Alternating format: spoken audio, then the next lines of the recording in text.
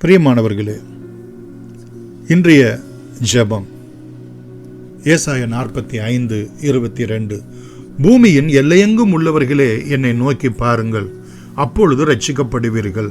நானே தேவன், வேற ஒருவரும் இல்லை.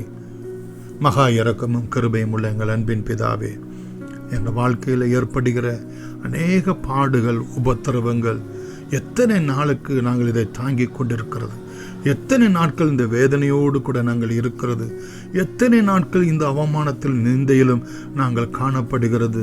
எங்களுக்கு வேறு ஒரு விமோச்சனம் இல்லையா, வேறு யாரும் எங்களுடைய ஜெபத்தை கேட்கறது இல்லையா என்றெல்லாம் நாங்கள் புலம்புகிறது உண்டு. ஆண்டவரே, தகப்பனே, நானே தேவன், வேற ஒருவரும் இல்லை.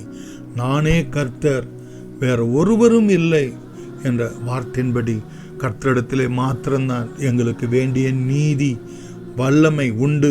கர்த்தரிடத்திலே மாத்திரம்தான் நாங்கள் நீதிமான்களாக்கப்பட்டு மேன்மை பாராட்டுகிறவர்களாய் இருக்கிறோம். கர்த்தருடைய வார்த்தை எங்களை விட்டு நீங்குவதும் இல்லை, அது மாறுவதும் இல்லை என்ற வேத வசனங்கள் பிரகாரம் ஆண்டவரே, நாங்கள் உம்மை நோக்கி பார்க்க எந்த சூழ்நிலையிலும் எந்த நிலைமையிலும் எல்லாம் முடிந்து போய்விட்டது, இனி வாய்ப்பே இல்லை என்கிற நிலையிலும் லாசருவை உயிரோடு கூட எழுப்பின தேவன் எங்களுடைய காரியங்கள் எல்லாவற்றையும் அறித்த காரியங்களை உயிரோடு கூட எழுப்புகிற தேவனாய் இருக்கிறீர்.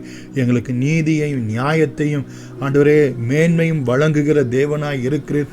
உம்மையல்லாமல் வேற ஒரு ரட்சிப்பு இல்லை, உம்மையல்லாமல் வேற ஒரு தேவன் இல்லை, வேற ஒருவரும் இல்லை என்று சொல்லி உம்முடைய நாமத்தை துதிக்க ஸ்தோத்திரிக்க, உம்மை ஆராதித்து உம்முடைய நாமத்துக்கு மகிமையும் சாட்சியமாய் வழங்க கர்த்தர் நித்தமும் அனுகிரகம் செய்தருளும்படி இயேசுவின் நாமத்தில் நன்றியோடு வேண்டுகிறோம். எங்கள் ஜீவனுள்ள பிதாவே, ஆமேன். God bless you.